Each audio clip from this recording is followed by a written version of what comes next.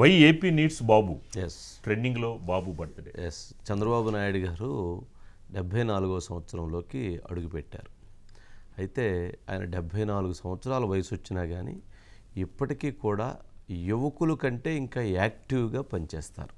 ఆయనకున్నటువంటి గొప్పతనం ఏంటి అంటే ఆయన పని ఉదయం నిద్రలేసిన దగ్గర నుంచి రాత్రి వరకు అహర్నిశలు రాష్ట్రం కోసం, పార్టీ కోసం, ఒక విజన్ కోసం పనిచేయటం అనేటువంటిది వారి ముందున్నటువంటి ఒక గొప్ప వారు చేసినటువంటి కార్యక్రమం. అయితే చంద్రబాబు నాయుడు గారికి సంబంధించి దేశ చరిత్రలో, ప్రత్యేకంగా ఆంధ్రప్రదేశ్ రాష్ట్ర చరిత్రలో ఆయన ఒక సువర్ణ అక్షరాలతో లిఖించబడ్డాడంతే. ఇక అది ఆ చరిత్రలో ఆయనకంటూ సువర్ణ అక్షరాలతో లిఖించబడినటువంటి ఒక పేజీ తయారైపోయి ఉంది. చంద్రబాబు నాయుడు గారి పుట్టినరోజు చంద్రబాబు నాయుడు గారికి సంబంధించి అనంతపురంలో ఆయన ఉంటే, ఇవాళ నెల్లూరు జిల్లా వెళితే అక్కడ చేయటం అంటే జనరల్గా పుట్టినరోజు అక్కడ జరిగింది. కానీ చంద్రబాబు నాయుడు గారి పుట్టినరోజు ప్రపంచవ్యాప్తంగా తెలుగు వాళ్ళు ఉన్నటువంటి అన్ని ప్రాంతాల్లో, అది అమెరికా కావచ్చు, యూకే కావచ్చు, దుబాయ్ కావచ్చు, సింగపూర్ కావచ్చు, మలేషియా కావచ్చు, థాయిలాండ్ కావచ్చు, అసలు ఏ కంట్రీ ఆ కంట్రీ అని లేదు, అన్ని ప్రాంతాల్లో కూడా ఆయన జన్మదిన వేడుకలని అత్యద్భుతంగా జరుపుకుంటున్నారు. అంతకంటే ఒక వ్యక్తికి అంతకంటే కావాల్సిందే ఉంది. చంద్రబాబు నాయుడు గారికి అంతకంటే కావలసినటువంటిది ఏముంది? అంతటి ఇది ఆయన సంపాదించగలిగారు. ఇది గొప్ప చరిత్ర. ఒక మనిషికి కావాల్సిన చరిత్ర ఏందయ్యా అంటే ఆయన జన్మదినం రోజున, లేకపోతే ఏదైనా సందర్భం రోజున అలాంటి ఇది. అట్లాగే రెండో పాయింట్, ఆయనకి ఎప్పుడైతే ఆయన జైల్లో నిర్బంధించారో దేశవ్యాప్తంగా కాకుండా ప్రపంచవ్యాప్తంగా వచ్చినటువంటి స్పందన, ఒక చిన్న పిల్లవాడి దగ్గర నుంచి వృద్ధ ముసలి వరకు రోడ్డు మీదకి వచ్చి ఆందోళన చేశారు. ఆయన కోసం తపన పడ్డారు, ఆయన కోసం బాధపడ్డారు, ఆయన కోసం ఆవేశపడ్డారు. అది ఆయన సాధించినటువంటి ఒక కీర్తి. ఇంతకంటే చంద్రబాబు నాయుడు గారి గురించి చెప్పాల్సినటువంటిది ఏమీ లేదు. కానీ చంద్రబాబు నాయుడు గారికి సంబంధించి ఈరోజు రాష్ట్ర వ్యాప్తంగా పండగ వాతావరణంలాగా పార్టీ శ్రేణులు జరుపుకున్నాయి, అది కామన్. అదేవిధంగా ఈరోజు చూస్తే చంద్రబాబు నాయుడు గారు అనంతపురం జిల్లా నుంచి నెల్లూరు వెళ్ళి, నెల్లూరు నుంచి మరలా ఇప్పుడు చిత్తూరు జిల్లా వెళ్ళి ప్రోగ్రామ్స్లో ఉన్నారు. భువనేశ్వర్ గారు కుప్పంలో చంద్రబాబు నాయుడు గారిని గెలిపించండి అని చెప్పని అక్కడ ప్రచారంలో ఉన్నారు. మరి ఎవరైతే బ్రాహ్మణి మంగళగిరిలో ఆమె పర్యటిస్తూ ఉన్నారు, లోకేష్ని, తెలుగుదేశం పార్టీని గెలిపించండి ఆమె ప్రచారం చేస్తూ ఉన్నారు. ఎవరైతే లోకేష్ మంగళగిరి విజయవాడ హెడ్ క్వార్టర్స్లో కూర్చొని పార్టీకి సంబంధించిన రివ్యూ చేస్తూ ఉన్నారు. మరి ఆయన పుట్టినరోజు నాడు ఆయన కుటుంబ సభ్యులు మొత్తం, దేవాంశ్ హైదరాబాద్లో ఉన్నాడు. ఆయన కుటుంబ సభ్యులు 5 ముఖ్యంగా 5 ఒక్కొక్క ప్రాంతంలో వాళ్ళు ప్రజలతో గెలిపించండి చంద్రబాబు నాయుడు గారిని, తెలుగుదేశాన్ని అధికారంలో తీసుకురండి, మీ కుటుంబాలు బాగుపడితే రాష్ట్రం బాగుపడుతుందని చెప్పి వాళ్ళు ప్రచారంలో పాల్గొంటున్నారు. అది అంటే జనరల్గా ఎవరైనా బర్త్డే అని అంటే అందరూ ఒక దగ్గరికి చేరతారు, కుటుంబం అంతా ఒక దగ్గర ఉండిద్ది, ఆ సంబరాలు ఆనందాల్లో పంచుకుంటారు. కానీ ఇక్కడ ఎక్కడా అలాంటిది లేదు. ఎవరికి వాళ్ళు ఒక పోరాటం దిశగా ముందుకు వెళుతున్నటువంటి దృశ్యాలని ఈరోజు మనం చూసాం. సరే, ఇది ఇప్పుడు ప్రతి సంవత్సరం ఆయనకి అది ఒక అట్టహాసంగా అలా జరిగిద్ది. సరే, ఇక ఇది ఒక అంశం. సరే, ఇది నెక్స్ట్ బైట్స్ ఉన్నాయి సార్, వేయండి బైట్స్ ప్లీజ్. ఏంటమ్మా ఆడబిడ్డలు బాగున్నారా? మా పిల్లల జోష్ చూస్తున్నాను. అందరూ స్టూడెంట్స్ కూడా వచ్చారు. మీ ఉత్సాహం చూస్తున్నా. నా జీవితంలో చాలా సార్లు మీతో మాట్లాడాను, కానీ ఈరోజు మీ ఉత్సాహం చూస్తా ఉంటే మీ మధ్యలో తమ్ముళ్ళు వినాలి, మీ మధ్యలో నేను నా జన్మదినాన్ని జరుపుకోవడం నా పూర్వ జన్మ సుకృతంగా నేను భావిస్తున్నా. పుట్టినరోజు మన మంగళగిరిలో జరుపుకోవటం చాలా ఆనందంగా ఉంది. అది కూడా ప్రత్యేకంగా ఎంత మంది స్ట్రాంగ్ మహిళలతో చేసుకోవడం చాలా ఆనందంగా ఉంది. ఈరోజు సంధ్యా స్పైసెస్ అనే స్పైసెస్ కంపెనీ, కారం చేసే కంపెనీ, కి రావటం జరిగింది. ఇక్కడ ఉన్న మహిళల సిచ్యువేషన్, వాళ్ళ ఈ ఇండస్ట్రియల్ ఏరియాలో ఉండే సిచ్యువేషన్ తెలుసుకోవటం జరిగింది. వాళ్ళు చాలా బాధల్లో ఉన్నారు. తప్పకుండా నారా లోకేష్ గారు తన మంగళగిరి ప్రజలకి, ఇక్కడున్న మహిళలకు అందరికీ మంచి మంచి పథకాలతో గత 4.5 సంవత్సరాల కన్నా ఎక్కువగా తన సొంత కృషి, తన సొంత రిసోర్సెస్ తో ఇక్కడ 29 ప్రోగ్రామ్స్ చేయటం జరిగింది. ప్రత్యేకంగా మహిళల కోసం స్త్రీ శక్తి అనే ప్రోగ్రామ్ చేయటం జరిగింది. దాని ద్వారా చాలా మంది మహిళలు అభివృద్ధి పొందారు. అదే చేస్తూ వెళ్తాము ముందు ముందు కూడా అని చెప్తూ, మరియు మరొకసారి నారా చంద్రబాబు నాయుడు గారి పుట్టినరోజు మన మంగళగిరిలో మన మహిళలతో చేసుకోవటం, ఎర్రబాలెంలో చేసుకోవటం చాలా ఆనందంగా ఉందని చెప్తూ సెలవు. నేను ఎప్పుడు చెప్తా ఉంటాను, నాకు రాజకీయాల్లో నేర్పించిన రాజకీయ గురువు గారు చంద్రబాబు నాయుడు గారు అని. చంద్రబాబు నాయుడు గారికి ఈ రోజు 74 సంవత్సరాలు కంప్లీట్ అయ్యి 75వ సంవత్సరంలో అడుగు పెడతా ఉన్నారు. చాలా మార్క్ చేసుకోవాల్సిన సంవత్సరం ఇది. ఎందుకంటే ఆయన మొట్టమొదటిసారిగా 28 సంవత్సరాలకే ఎమ్మెల్యే అయ్యి, ఇప్పుడు ఇది 44 సంవత్సరాలలో ఆయన రాజకీయ జీవితం. 44 సంవత్సరాల్లో అహర్నిశలు ఆరోగ్యాన్ని కాపాడుకుంటూ జాగ్రత్తగా మన ఆంధ్రప్రదేశ్ని ఈ స్థాయికి తీసుకొచ్చారు. అందరికీ తెలిసిన విషయమే హైదరాబాద్ ఎలా అభివృద్ధి చెందింది.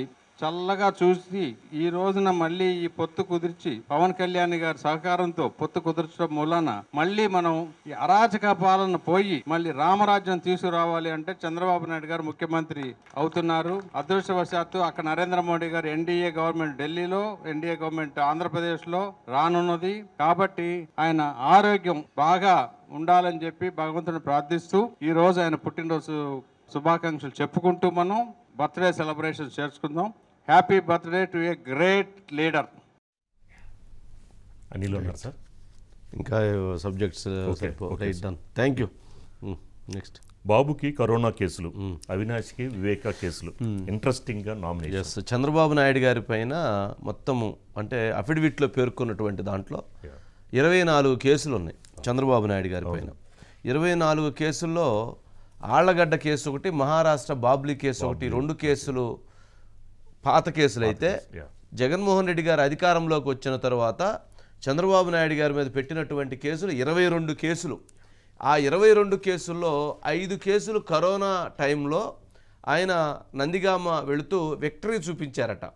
అది ఒకటి ఆయన మీద పెట్టినటువంటి కేసు.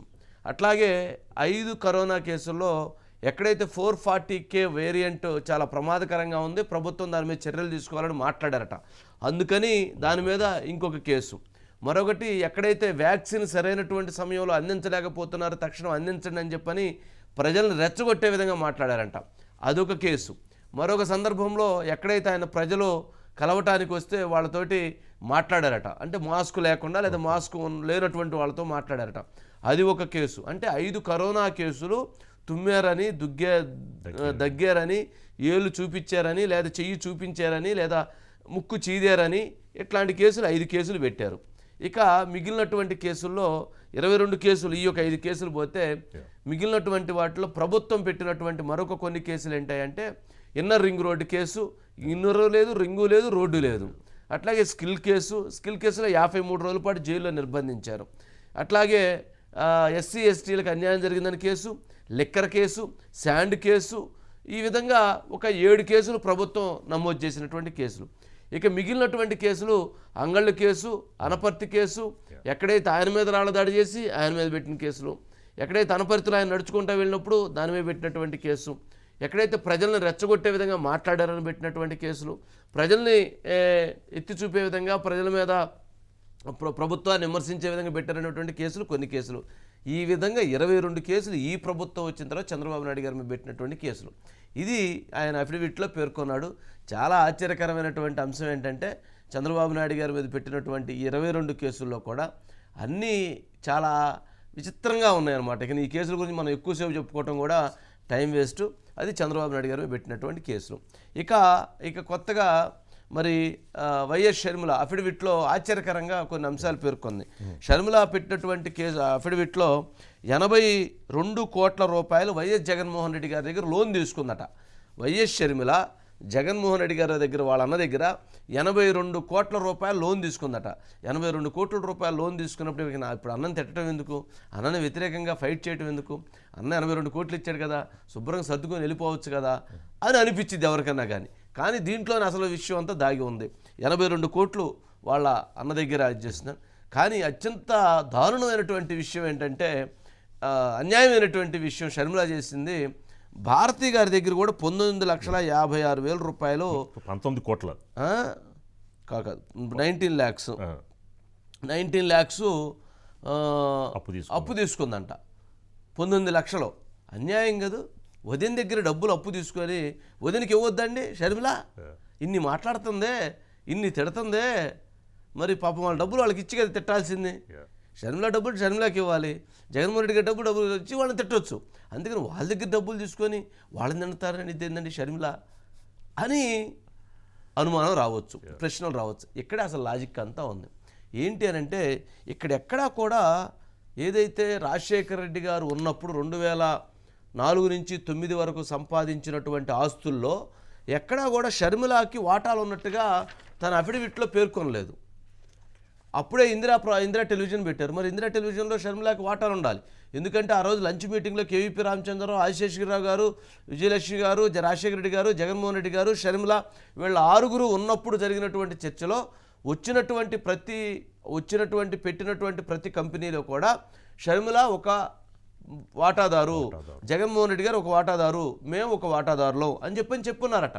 మరి ఆ వాటాలకు సంబంధించింది ఎక్కడ ఇందిరా టెలివిజన్లో లేదు, భారతీయ సిమెంట్లో లేదు, సండూర్ పవర్లో లేదు, లేకపోతే ఇతర పెట్టినటువంటి మైనింగ్ ప్రాజెక్ట్స్లో లేదు, ఇతర ప్రాజెక్ట్స్లో ఎక్కడా కూడా మరి షర్మిల పేరు ఎక్కడా తన ఆస్తులు ఉన్నట్టుగా ఎక్కడా కూడా దాంట్లో మెన్షన్ చేయలేదు. అంటే ఇక్కడ ఎక్కడా కూడా అంటే షర్మిలకి ఎక్కడ ఏ ప్రాజెక్టులో డబ్బులు ఇవ్వలేదు, ఏ ప్రాజెక్టులో వాటాలు ఇవ్వలేదు, ఏ ప్రాజెక్టులో షేర్లు ఇవ్వలేదు. కానీ షర్మిలకి మాత్రం 82 కోట్ల రూపాయలు లోన్ ఇవ్వటం ద్వారా నీకు ఇవ్వాల్సినటువంటి మొత్తాన్ని ఈ రకంగా ఇచ్చేసానని చెప్పడం ద్వారా తన వాటాలన్నింటినీ కూడా తీసేసారేమనేటువంటి అనుమానం కలక్కమానదు. 82 కోట్ల రూపాయలు కూడా తను అందుకని లోన్ కింద పెట్టింది.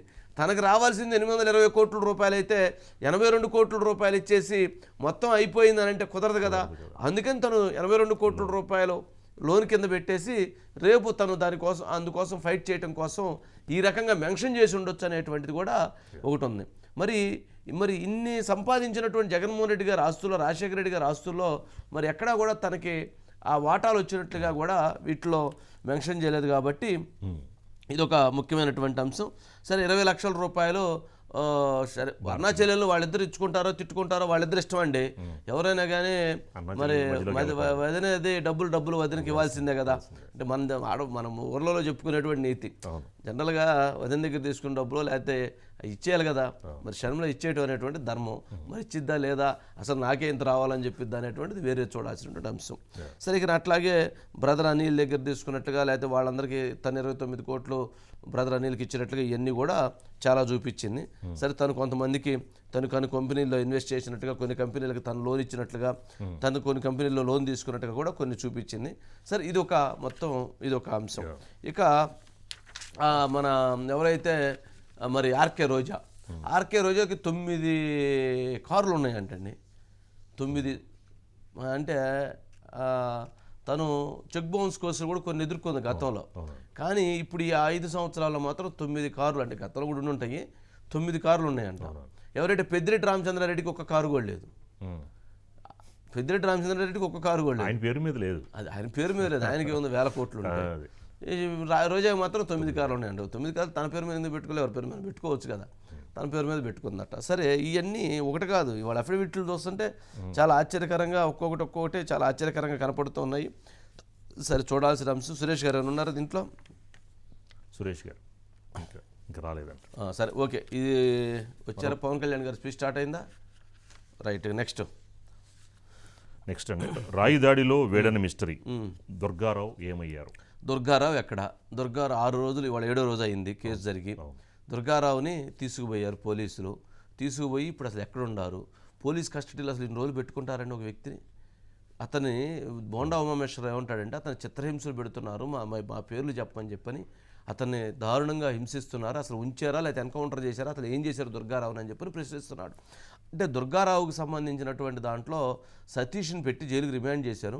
దుర్గారావుని కావాలని చెప్పి ఇరికిచ్చేటువంటి ప్రయత్నంలో దాంట్లో బోండా ఉమామేశ్వరరావు పేరు చెప్పించాలని చెప్పని ఇంత అన్యాయంగా ఆ వ్యక్తిని మీరు వడ్డెర కాలనీ వాసుల్ని వాళ్ళందరినీ కూడా ఈ రకంగా హింసిస్తున్నారు. అది దుర్మార్గం. కావున మీరు తక్షణం అతన్ని కోర్టులో ప్రొడ్యూస్ చేయండి, అతన్ని విడిచిపెట్టండి, వడ్డెర్లకు అన్యాయం చేయొద్దు, వాళ్ళ కుటుంబాలకు అన్యాయం చేయొద్దు, వాళ్ళందరినీ మీరు దారుణంగా హింసిస్తున్నారని చెప్పని కూడా ఈరోజు అదొక పెద్ద వివాదం అవుతూ ఉంది. అంటే తనని అన్ని రోజులు నిర్బంధించారంటే పోలీసులు ఊరకు ఉంచుతారా? అతని తీవ్రంగా ఎంపీ రఘురామకృష్ణరాజు లాంటి కొట్టిన వాళ్ళని దుర్గారావు లాంటి వాళ్ళని కొట్టరా? పాపం అసలు బతికున్నాడా లేదా అనేటువంటి డౌట్లు కూడా వస్తున్నాయి, చాలా ప్రశ్నలు వస్తున్నాయి. అందుకని తక్షణం తన విషయంలో కూడా రెస్పాండ్ కావాలని చెప్పని సార్ దీని మీద అని చెప్పని కోరుతున్నా. ఒకసారి బైట్స్ ఉండి ప్లే చేయండి. Bytes please. ఇవాళ వెల్లంపల్లి సీనుని చీకొడతా ఉన్నారు. ఈ ఊసలవల్లి వెల్లంపల్లిని విజయవాడ వెస్ట్ కాన్స్టిట్యున్సీని భ్రష్టు పట్టించి ఒక దేవాదాయ శాఖ మంత్రిగా అవినీతి తిమింగళలాగా కొన్ని కోట్ల రూపాయలు దండుకొని ఇవాళ సెంట్రల్ కాన్స్టిట్యున్సీకి వస్తే ప్రజలు బ్రహ్మరథం పడతారా? చీకొడతా ఉన్నారు. ఇవాళ గెలిచే సత్తా లేక, గెలిచే దమ్ము లేక బోండమ్మ గారి పైన తప్పుడు కేసుల్లో పెట్టి ఇరికించే ప్రయత్నాలు చేస్తారు, పోలీసులు పంపిస్తారు. దీనికి జవాబు చెప్పండి. బోండమ్మ గారి ఏమన్నా చేస్తారండి? క్రిమినల్ పాలిటిక్స్ నడుస్తా ఉన్నాయి. మేము ఎన్నికల కమిషన్ గారికి స్పష్టంగా డే 1 లెటర్ ఇచ్చాం. ఏమని? దీని మీద సమగ్ర విచారణ, సిబిఐ విచారణ చేయండి, ఎవరు తప్పు చేస్తే వాళ్ళు పట్టుకుంటారు వాళ్ళు. నేను మీడియా ద్వారా విజయవాడ సిపికి, డీజీపీకి, ఇంటెలిజెన్స్ చీఫ్ కి హెచ్చరిస్తా ఉన్నా, అనవసరంగా గనక మీరు తప్పుడు కేసుల్లో మమ్మల్ని ఇరికించాలని చూస్తే మీకు హైదరాబాద్ పోలీసులు గతే పట్టుద్ది. ఖచ్చితంగా ఓసలు లెక్క పెట్టిస్తాం మిమ్మల్ని. Okay, right. నెక్స్ట్ అండి, ఏపీలో ఊపందుకున్న బెట్టింగ్లు, కూటమికి కోట్లు. అంటే ఆంధ్రప్రదేశ్కు సంబంధించినటువంటి వారిపైన నేషనల్ సర్వేలు దాదాపు 11 సర్వేలు వచ్చినాయి. 11 సర్వేల్లో కూడా తెలుగుదేశం పార్టీ, జనసేన, భారతీయ జనతా పార్టీ కూటమికి పూర్తి ఆధిక్యత ఉన్నట్లుగా కూడా వాళ్ళందరూ చెప్పడం జరిగింది. అందుకనే ఇండియా టుడే వాళ్ళు 17 సీట్లు కూటమికి ఇచ్చారు, 8 సీట్లు వైసీపీకి ఇచ్చారు. సిఎన్ఎన్ న్యూస్ వాళ్ళు కూడా 18 కూటమికి ఇచ్చారు, 7 సీట్లు వైసీపీకి ఇచ్చారు. అట్లాగే ఇండియా టీవీ వాళ్ళు 17 ఇచ్చారు కూటమికి, 8 వైసీపీకి ఇచ్చారు. అట్లాగే ఏబీపీ న్యూస్ అన్నీ కూడా టోటల్గా తెలుగుదేశానికి, జనసేన, బీజేపీ కూటమికి ఎడ్జ్ ఇచ్చారు. వైసీపీకి దాదాపు 2 నుంచి 7 స్థానాలు, 8 స్థానాలకు మించి ఏ ఒక్కరు కూడా ఇవ్వలేదు. దీంతో క్లియర్గా వస్తుందనేటువంటి ఏదైతే రిపోర్ట్స్ వచ్చినాయో, దీంతో బెట్టింగ్ రాయిళ్ళు ఇప్పటివరకు బెట్టింగ్కి సంబంధించి చాలా వేగంగా జరుగుతూ ఉన్నాయి. ఆ బెట్టింగ్ రాయిళ్ళు ఇప్పటి వరకు గతంలో బాగా టీడీపీకి, కూటమికి బాగా ఫ్యాన్సీ ఇచ్చారు, అంటే బాగా వీళ్ళకి ఎక్కువ స్థానాలు వస్తేనే ఇచ్చారు. కానీ ఒక 10 రోజుల క్రితం మాత్రం కొంచెం దగ్గరికి వచ్చారు, 70-100 అట్లా వచ్చినాయి. కానీ మరలా ఇప్పుడు 10 days తర్వాత ఈ సర్వేలు వచ్చిన తర్వాత దాదాపు 50 లోపే ఉంటుంది అనేటువంటిది వైసీపీకి వస్తున్నటువంటిది. 120 నుంచి 130 వరకు కూటమికి ఉంటుందని చెప్పని ఇస్తూ ఉన్నారు. అంటే పూర్తిగా తెలుగుదేశం, జనసేన, భారతీయ జనతా పార్టీ కూటమికి పాజిటివ్గా బెట్టింగ్స్ జరుగుతూ ఉన్నాయి. వైసీపీ వాళ్ళు గతంలో వచ్చినటువంటి స్పీడ్గా బెట్టింగ్లకి ఇప్పుడు రావట్లేదు. గవర్నమెంట్ వచ్చిందని ఎవరు దాదాపు తగ్గిపోయారు. ఏదైతే ఉన్నారో 60 సీట్లు వస్తాయి, 50 సీట్లు వస్తాయి అని చెప్పని పందాలు పెడుతూ ఉన్నారు. 50-60 సీట్లు వచ్చే పనికైతే అది చాలా డ్యామేజ్ జరుగుతూ ఉంది. అంటే బెట్టింగ్, ఫ్యాన్సీ బెట్టింగ్, ఏదైతే ఎవరు అధికారంలోకి వస్తారనేటువంటి బెట్టింగ్ తోటి ఒక్కసారిగా ఇదైంది. రాయి రివర్స్ అయింది. రాయి తగిలిన దెబ్బ కంటే కూడా ఆ దెబ్బ ప్రజల్లో నుంచి చేసినటువంటి గాయం చాలా పెద్దదైంది. దాంతో అది మరింత నష్టాన్ని చేకూర్చింది. రాయి రివర్స్ అవడంతో కూడా సీట్లు పడిపోయింది. అది నిజంగా అలా కాకుండా మామూలుగా జరిగినట్లుగా డ్రైవ్ చేసినట్టయితే ఇంత పరిస్థితి ఉండేది కాదు. అది రివర్స్ అయింది, దాంతో నష్టం జరిగింది. తెలుగుదేశం పార్టీ, జనసేన కలిసి సభలు నిర్వహించడం, భారతీయ జనతా పార్టీ కలిసి సభలు నిర్వహించడంతో ఒక హైపు క్రియేట్ అయింది. ఒక ఫ్యాన్సీ ఇది వీళ్ళకి అనుకూలంగా ఉంది. ప్రత్యేకంగా కడప పార్లమెంట్లో వైఎస్ షర్మిల గెలిచిద్ది, అవినాష్ గెలుస్తారని అదొక పందెం జరుగుతుంది. పులివెందుల మెజారిటీ మీద బెట్టింగ్ జరుగుతూ ఉంది. కుప్పం మెజారిటీ మీద బెట్టింగ్ జరుగుతూ ఉంది. పిఠాపురం మెజారిటీ మీద బెట్టింగ్ జరుగుతూ ఉంది. మంగళగిరి మెజారిటీ మీద బెట్టింగ్ జరుగుతూ ఉంది. విజయవాడ వెస్ట్లో సుజనా చౌదరి గారు గెలుస్తారు, అది బెట్టింగ్ జరుగుతూ ఉంది. దాదాపు భీమిలి అట్లాగే కొన్ని స్థానాల్లో ప్రత్యేకంగా బెట్టింగ్స్ చాలా వేగంగా జరుగుతున్నాయి. చాలా వేగంగా యుద్ధం జరుగుతూ ఉంది. మరి అసలు ఏ జిల్లాలో ఎన్ని స్థానాలు వస్తాయి అనేటువంటి దాని మీద బెట్టింగ్ జరుగుతూ ఉంది. ఇవన్నీ కొంచెం అనాలిసిస్గా చెప్పొచ్చు.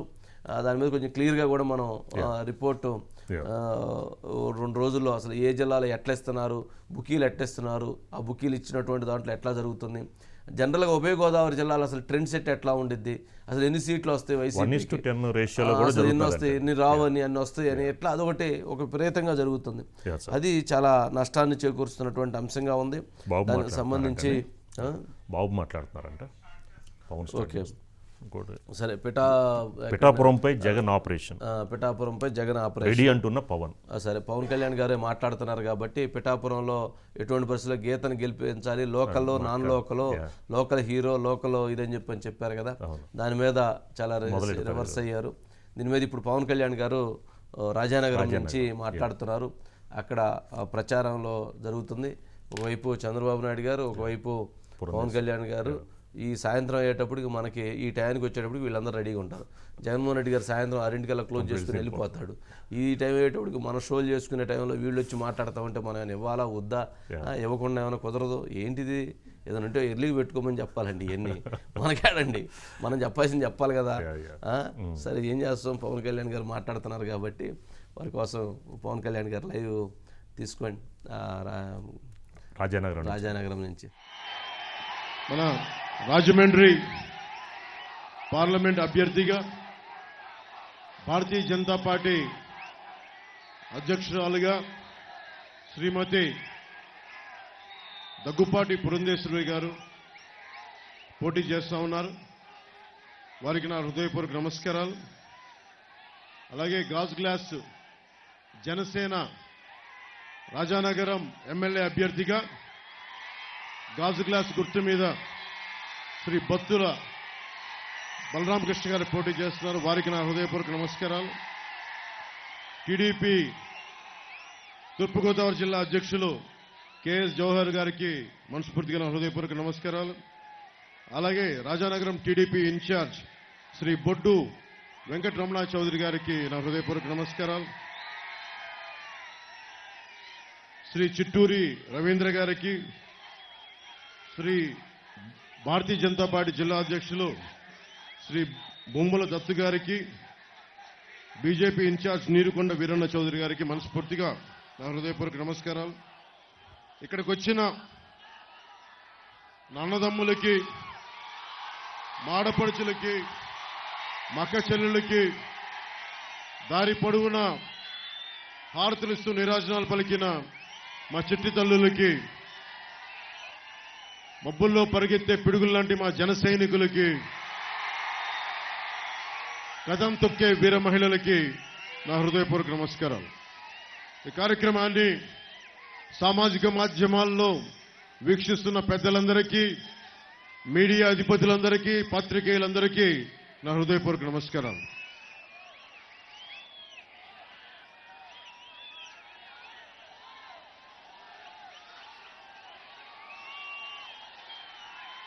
ఈ రాజానగరం ఎమ్మెల్యే జక్కంపూడి రాజా గారి పాలన మీకు ఎలా ఉంది? మీకు నచ్చిందా? మీకు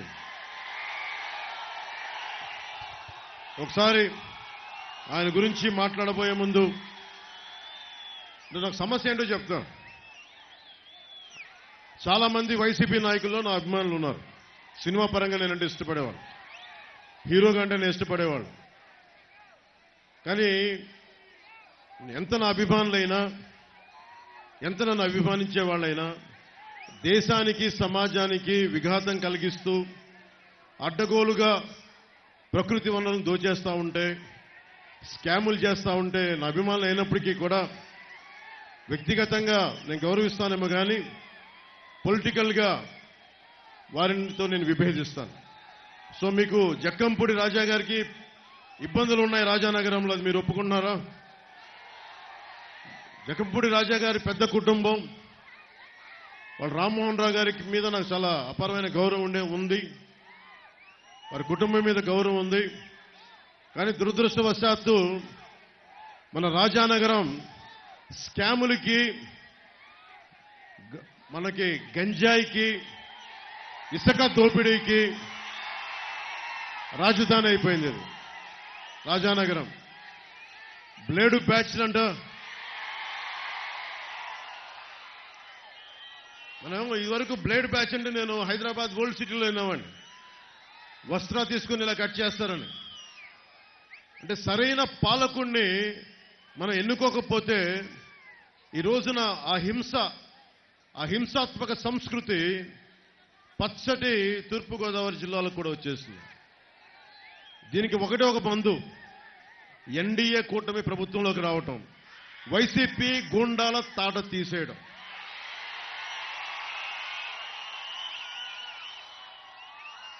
రాజానగరం, రాజమండ్రి, ముఖ్యంగా మన రాజానగరంలో ఇసుక రీచ్లు ఎక్కువ. మనకి చక్కటి గోదావరి ఇసుక తెన్నెలు, ఇలాంటి చోట్ల చాలా మంది చిత్ర పరిశ్రమ పెద్దలందరూ వచ్చి దర్శకులు, నిర్మాతలు ఇక్కడ చాలా అద్భుతమైన పాటలు చేసేవాళ్ళు. ఈ రోజున అలాంటి గోదావరి ఇసుక తెన్నెలు మాయమైపోతూ అడ్డగోలుగా దోచేస్తా ఉన్నారు వీళ్ళందరూ. దీన్ని అడ్డుకోవాల్సిన అవసరం ఉంది.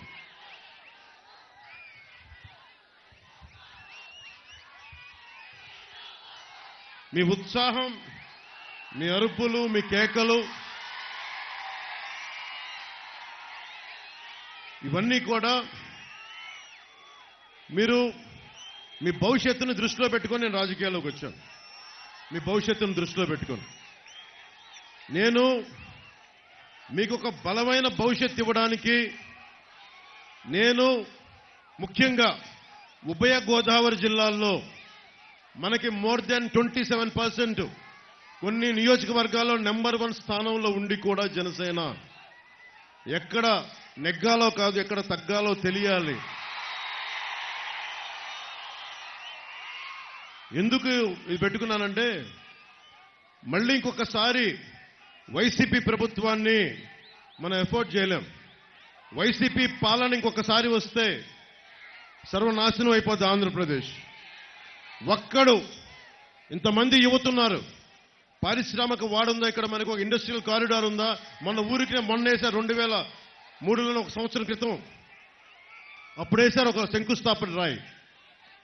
5 సంవత్సరాలుగా గుర్తురాల. మేము ఉన్నది కూడా, నేను ఎంతసేపు మీ భవిష్యత్తు ఎలా ఉండాలి. చాలా మంది ఇక్కడ యువకులున్నారు, యువకులున్నారు. ముఖ్యంగా ఈ రోజున మిగతా మేడం పురంధేశ్వరి గారు మాట్లాడారు. నేను మీ భవిష్యత్తు గురించి మాట్లాడుతాను. ఈరోజు మీరందరూ 2019లో చాలా మంది మొదటి ఓటు వచ్చిన వాళ్ళు ఉన్నారు. ఇప్పుడు ఈ రోజున మీ అందరికీ 25 ఏళ్ళు వచ్చేసి ఉంటాయి దాదాపు. మీ ప్రతి ఓటు చాలా చాలా విలువైంది. మీరు ఆలోచించి ఆచితూచి ఓటేయకపోతే, ఎమోషనల్గా ఓటేస్తే, మా కులమనో మా వర్గమనో మాకెందుకో నచ్చాడనో మీరు ఆలోచించకుండా ఓటేస్తే మీ భవిష్యత్తు నాశనం అయిపోద్ది. నా బాధ, నా భయం అదే. ఆ వైసీపీ ఫ్యాన్కి సౌండ్ ఎక్కువ, గాలి తక్కువ.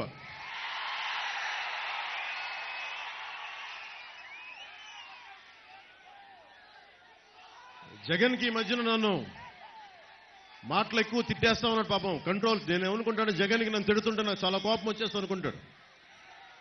నన్ను మీరు ఏమి తిట్టినా నాకు కోపం రాదు. మీ మీద ఒక్క ఈగ వాలితే నాకు ఆపాద మస్తకం. ఒక దళిత డ్రైవర్ని డోర్ డెలివరీ చేస్తే నాకు వచ్చిన కోపం చాలా చాలా ఎక్కువ. మీరు నన్ను పచ్చి బూతులు తిట్టినా కానీ నా కోపం రాదు. కానీ అకారణంగా, అన్యాయంగా, దారుణంగా ఒక దళిత కులానికి చెందిన డ్రైవర్ని మీరు చంపేసి డోర్ డెలివరీ చేయగానే నాకు వచ్చిన కోపం అంత ఇంత కాదు. నేను చాలా బాధ్యతగా ఉన్నాం. ఇక్కడ మన ఎంఆర్పిఎస్ సోదరులు చాలా మంది ఉన్నారు. ఇక్కడ మీకు తెలుసు, నేను కులాల గురించి మాట్లాడినప్పుడు అందరూ దూరంగా పెట్టే రెల్లి కులస్తుల్ని నేను గుండెలకు హత్తుకున్నాను. ఆ రెల్లి కులస్తులకి నేను, ఎందుకంటే అణగారిన వర్గాలకి, అన్ని కులాలతో పాటు అణగారిన వర్గాలను హక్కును చేర్చుకోవాలన్నదే జనసేన తాలూకు ఆశయం.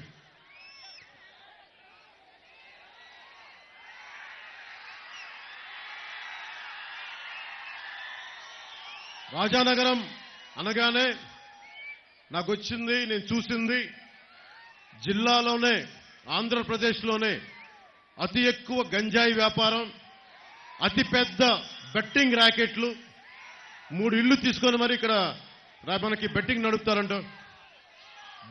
మనకి బ్లేడ్ బ్యాచ్లు, దోపిడీలు, ఆగడాలు, ఇవన్నీ ఒక పెద్ద కుటుంబం నుంచి వచ్చిన ఒక ఎమ్మెల్యే జక్కంపూడి రామ్మోహన్ రావు గారి ఇంటి నుంచి వచ్చిన వాళ్ళ చేస్తుంది ఇవన్నీ అనేది నిజంగా నాకు చాలా బాధ కలిగింది.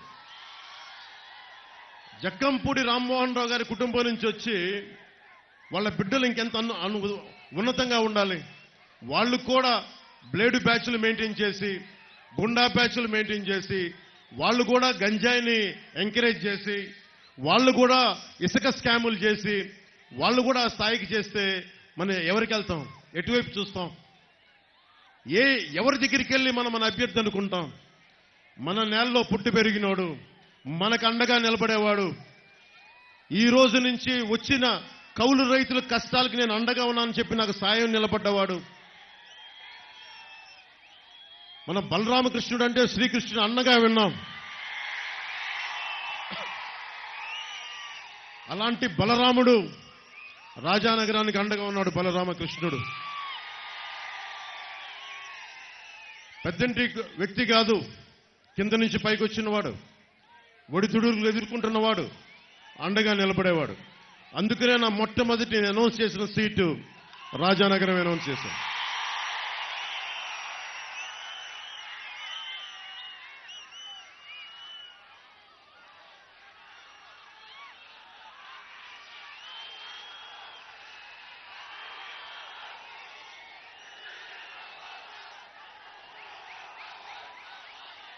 వాళ్ళ దందాలు జక్కంపూడి కుటుంబానికే, జక్కంపూడి రామ్మోహన్ రావు గారికే వారు చాలా గౌరవించే వ్యక్తిని వారు జక్కంపూడి కుటుంబానికి.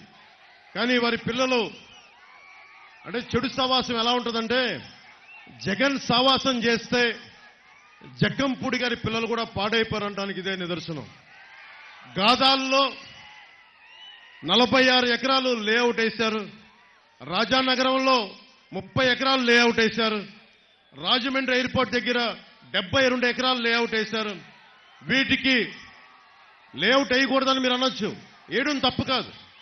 అదే మీలో ఒకడొచ్చి నేను లేఅవుట్ వేసుకుంటాను నా ఎకరంలో అంటే మీరు ఎమ్మెల్యేకి 15% కమిషన్ ఇవ్వాలి మీరు. మరి వీళ్ళందరూ కూర్చొని వారు వేసిన ఈ 150 పైచీలకు ఎకరాలకి లేఅవుట్ మీ భవిష్యత్తు నుంచి తీసేశారు.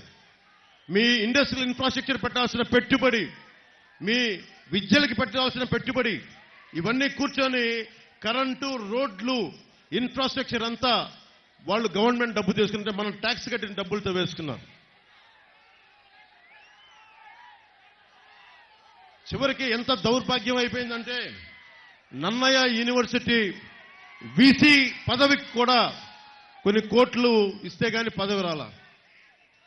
అలాగే డెంటల్, ఇంజనీరింగ్ కాలేజీలు, వీటి మీద కూడా అరాచకాలు పెరిగిపోయినాయి. ఎమ్మెల్యే కాకముందు జక్కంపూడి రామ్మోహన్ రావు గారు చాలా సింపుల్ వ్యక్తి, కార్మిక నాయకుడు, ప్రజలకు అండగా ఉండే వ్యక్తి, ప్రజల్ని దోచుకున్న వ్యక్తి కాదు. అలాంటి వ్యక్తి పిల్లలు ఈ రోజున కష్టపడి డబ్బులు సంపాదించుకున్న ఆస్తులు కొనుక్కుంటే పర్లేదు, కానీ ఇసుక భవన నిర్మాణ కార్మికులకి పొట్టగొట్టి ఒక జేపీ వెంచర్స్ ప్రతిమా కంపెనీ అని చెప్పి ఆ కంపెనీకి ఒక్కళ్ళు కలిపి ఇసుక అమ్మేస్తే ఆ ఇసుక నుండి వచ్చిన డబ్బులు స్కాములతోటి ఇలా ఇల్లు కట్టేసుకుంటే ప్రజలు, రాజానగరాన్ని ప్రజలు నలిగిపోతా ఉన్నారు, ఎమ్మెల్యే బాగుపడతా ఉన్నాడు. ఈ దోపిడీ ఆగాలి అంటే బలరామకృష్ణ రావాలి, బలరామకృష్ణ గెలవాలి.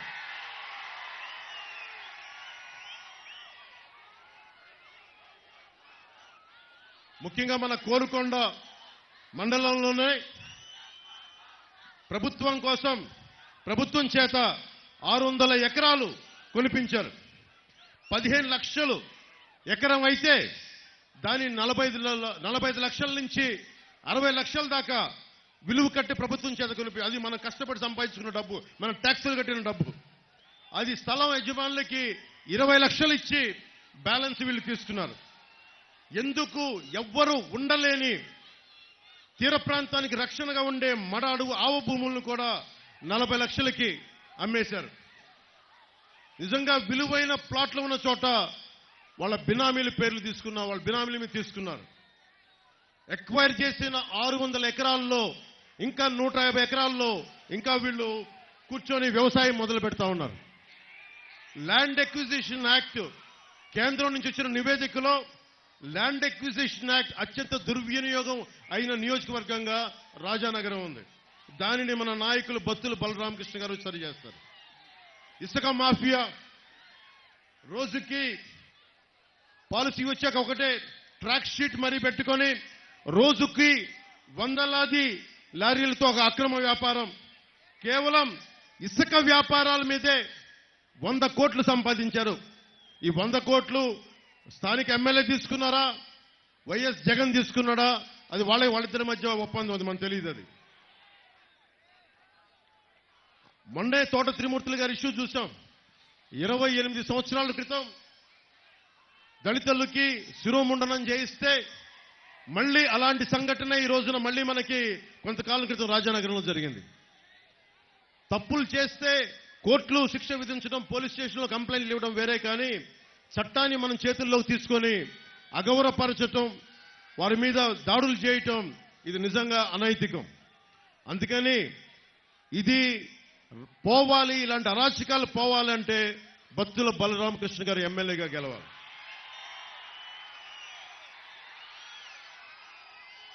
ఒక ఇళ్ల పట్టాల మీదే 300 కోట్లు సంపాదించారు ఈ నియోజకవర్గంలో.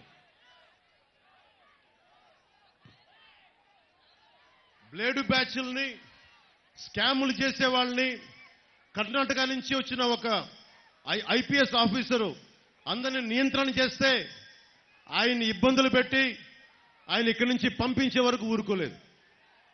ఎవరైనా సరే నిజాయితీగా ఉన్న ఒక అఫీషియల్ వచ్చి ప్రజలకి అండగా నిలబడతామంటే వాళ్ళని పని చేసుకునే పరిస్థితుల్లో లేదు ఈ రాష్ట్రం.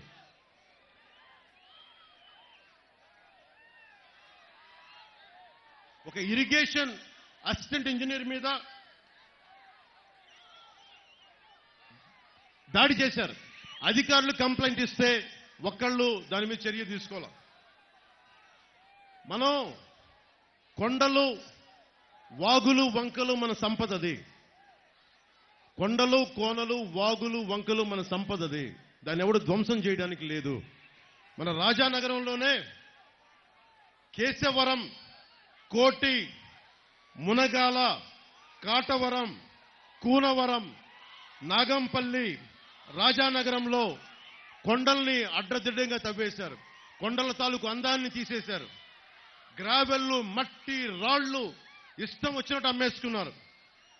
నేషనల్ గ్రీన్ ట్రిబ్యునల్ ప్రకృతి సంపదని విధ్వంసం చేస్తే దాన్ని కాపాడే నేషనల్ గ్రీన్ ట్రిబ్యునల్ కూడా 3.3 కోట్లు ఫైన్ వేసినా కానీ దోపిడీ ఆపలేదు. ఇవి ఆగాలి అంటే జనసేన, భారతీయ జనతా పార్టీ, తెలుగుదేశం కూటమి రావాలి. బత్తుల బలరామకృష్ణ రాజానగరానికి ఎమ్మెల్యే కావాలి. రాజమండ్రికి మేడం పురంధేశ్వరి గారి ఎంపీ కావాలి. ఒకప్పుడు ఒడ్డి వీరభద్రరావు గారు పోలవరం జరగాలి, పోలవరం కడితే ప్రతి చెరువు నీరు ఊరుద్ది, చెరువులు నిండుతాయి అంటే ఈరోజు చెరువులను కూడా మట్టి తవ్వేయటమో లేదంటే లేఅవుట్లు వేసేయటమో చెరువులను కూడా దోపిడీ చేశారు ఈ రోజున.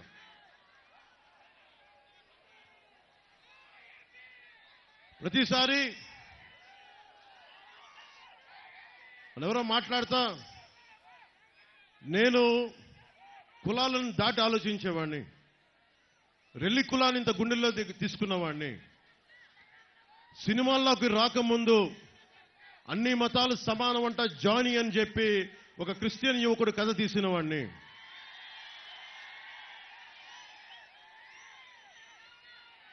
మత్స్యకార సోదరుల్ని గుండెను చేర్చుకున్నవాడిని. నేను కులాల గురించి మాట్లాడుతున్నప్పుడు అన్ని కులాలు బాగుండాలి, కులాల ఐక్యత కావాలని కోరుకుంటాను. అలాగే మరి నేను మాట్లాడుతున్నప్పుడు నేను ఏ ఎమ్మెల్యే అయినా, ఎంపీ అయినా ఒక ప్రజాప్రతినిధి ఏ కులానికి సంబంధించిన వాడైనా ఎంఆర్పిఎస్ కానీ ఎవరైనా సరే రాజ్యాంగానికి కట్టుబడే అంబేద్కర్, బాబాసాహెబ్ అంబేద్కర్ రథసారథిగా ఉండి కొన్ని వందలాది మంది మేధావులు అమ్ము వేలాయుధనని చెప్పి ఒక దళిత మహిళ మనకి దాంట్లో మెంబర్గా ఉన్నారు. అలాంటి మేధావులు అందరూ కూర్చొని అంబేద్కర్ గారి నిర్దేశకత్వంలో ఆయన చైర్మన్గా ఉన్నప్పుడు ఈ చేసిన రాజ్యాంగం మనందరి హక్కుల్ని రక్షించేది. అన్ని కులాలని సమానంగా చూడటం, సామాజికంగా వెనుకబడ్డ కులాలకు ఎక్కువ స్థానం కల్పించడం, వాటికి ఇవన్నీ ఉన్నాయి. అలాగే ప్రతిసారి నేను ఎప్పుడూ అన్ని కులాలు బాగుండాలని కోరుకునేవాడిని. నా స్నేహితులు కానీ నా సన్నిహితులు కానీ ఎప్పుడు కూడా అన్ని కులాలు అన్ని మతాలు ఉన్నాయి. సినిమాల్లో కూడా నేను ఎప్పుడు ఒక కులానికి సంబంధించిన పేరు నేను ఎప్పుడు పెట్టుకోలేదు. అంత బలమైన వ్యక్తిత్వం నాకు సినిమా వరకు వ్యక్తిపరంగా నా జీవితంలో ఎప్పుడు కులాలని దాటే ఉంది నా జీవితం, నా స్నేహితులు కానీ నా వ్యక్తిగత జీవితంలో కానీ. మతానికి వస్తే నా భార్య ఒక రష్యన్ ఆర్థడాక్స్ క్రిస్టియన్ నా భార్య.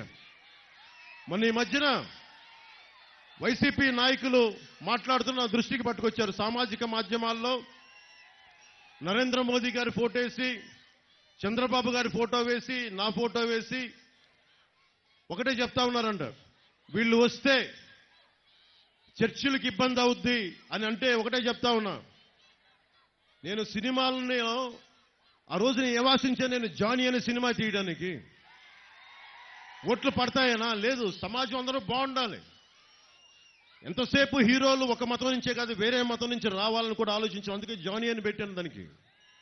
అలాంటి నేను నా బిడ్డలే, తల్లి ఆర్థడాక్స్ క్రిస్టియన్ అంటే నా బిడ్డలకి చాయిస్ ఇచ్చాను. దేవుణ్ణి మీరు ఏ రూపంలో కొలుచుకుంటారా? జీసస్ క్రైస్ట్గా కొలుచుకుంటే సంతోషం. నేను ఎవరిని, నా బిడ్డల్ని కూడా మీరు ఏ మతంను, ఏ ధర్మాన్ని మీ గుండెల్లో వెలుగొస్తో ఆ ధర్మాన్ని పాటించమని చెప్పి అలాంటి వాడిని. అలాంటి నేను బాబాసాహెబ్ అంబేద్కర్ని గుండెల్లో స్ఫూర్తి నింపుకున్న వాడిని. అలాంటి నేను ప్రధానమంత్రి గారు ఢిల్లీలో ఉండి ఎన్డీఏ కూటమి ఇంత బలంగా ఉండి ఏ రోజన్నా సరే అలాంటి పరిస్థితిని ఆంధ్ర రాష్ట్రంలో తీసుకొస్తావా? నేను అన్న సందర్భం ఒకటి చెప్తాను.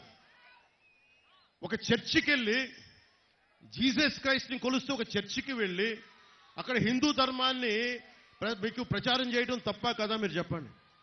ఒక మస్జిద్కి వెళ్ళి అన్యమత ప్రచారం తప్ప కదా మీరు చెప్పండి. అలాగే ఒక తిరుమలకి వెళ్ళి అన్యమత ప్రచారం తప్పు, అలాగే మీరు అక్కడ చేయొద్దని అన్నాను తప్ప ఎప్పుడు కూడా నేను క్రిస్టియానిటీని ఖండించలేదు. గుండెల్లో పెట్టుకున్న వాడిని క్రిస్టియానిటీని. దానికి ఉదాహరణే మొన్న పిఠాపురం వెళ్ళగానే 110 సంవత్సరాల బ్యాప్టిస్ట్ చర్చికి వెళ్ళి ఆశీస్సులు తీసుకున్నవాడిని, జీసస్ ఆశీస్సులు తీసుకున్నవాడిని. చాలా మందికి మీకు తెలుసో తెలీదో, జగన్ ఎప్పుడు వెళ్ళాడో తెలీదో జెరూసలేం. నన్ను భగవంతుడు సినిమాల్లో 2007లో నన్ను జెరూసలేం పిలిపించుకున్నాడు భగవంతుడు. అక్కడికి వెళ్ళాను. ఆ రోజున జీసస్ క్రైస్ట్ పుట్టిన ప్రాంతం, పుట్టిన ఇల్లు, ఆయన సిలువేస్తే ఆయన నడిపించిన దారి, అదంతా నాకు భగవంతుడు నా కనుకరించి అక్కడి దాకా తీసుకెళ్ళాడు. అలాంటి నేను ఏ రోజున కూడా మేము కూర్చోవస్తే క్రిస్టియానిటీకి ఇబ్బంది వస్తుందని చెప్పి జగన్ ప్రచారాన్ని మీరందరూ తిప్పి కొట్టాల్సిన అవసరం ఉంది. ఒకటే చెప్తున్నాను, అన్ని మతాలు బాగుండాలి, అన్ని ధర్మాలు బాగుండాలి, అందరి దేవుళ్ళని గుండెల్లో పెట్టుకున్న నేల ఇది. అందుకని దయచేసి పాస్టర్లకి, ఫాదర్లకి, రెవరెండ్లకి, క్రిస్టియానిటీని పాటిస్తున్న ప్రతి ఒక్క సోదరుడికి, సోదరీమణికి నేను గుండెల లోతులోంచి చెప్తున్నాను, మీ మీద ఈగ వాలితే మేము ఎదురొచ్చి మీకు అండగా నిలబడేవాళ్ళం. మిగతా మతాలు, మిగతా ధర్మాలు బాగుండాలని కోరుకునేవాళ్ళం. అన్నింటికి మించి బాబాసాహెబ్ అంబేద్కర్ ఇచ్చిన రాజ్యాంగం ఉంది మనకి. ఒక పవన్ కళ్యాణో ఇంకొకళ్ళో ఒక జగనో వచ్చి దీన్ని ఎవరు చేయలేరు. మీకు సర్వ హక్కులు ఉన్నాయి. నాలాంటోడు రేపొద్దున తప్పు చేస్తే మీకు కత్తి ఇస్తాను, తల నరికేయండి నాకు, మీకు తప్పు జరిగితే. ఇందాకే చూశారు కదా, జగన్ లాగా ఆ మూట వచ్చి తగిలింది, దాంట్లో ఏం పెట్టారో నాకు తెలియదు. జగన్ లాగా దానికి పెద్ద గంత కట్టుకుని డ్రామాలు ఏం చేయను, భరిస్తాను నేను. ఎన్నిసార్లు మనకి వైఎస్ రాజశేఖర రెడ్డి గారి నాయకులు ఎన్నిసార్లు నా మీద రాళ్ళు వేశారు, ఈపులు పగిలిపోయాయి మా అందరికీ, అన్ని తట్టుకొని వచ్చాం రాజకీయాల్లోకి. ఇలాంటి రౌడీ మూకలకి ఈ తాటాకు చెప్పులకి అసలు బెదరం. అరే దశాబ్దాల నుంచి ఒంటరిగా నడుపుతున్నాం పార్టీ, ఒక్కళ్ళమే ఉన్నాం, అన్ని ఒడిదుడుకుల్ని తట్టుకొని నిలబడి ఉన్నాం. దేనికోసం అంటే మీ భవిష్యత్తు కోసం, ఆడబిడ్డల రక్షణ కోసం. 30,000 మంది ఆడపిల్లలు అదృశ్యమైతే ఆ మహారాణి పరదాల్లో తిరుగుతూ ఉంటుంది. ఆ మహారాణి నా మీద ఎక్కి ఏడుస్తూ ఉంటాడు ఆ మనిషి.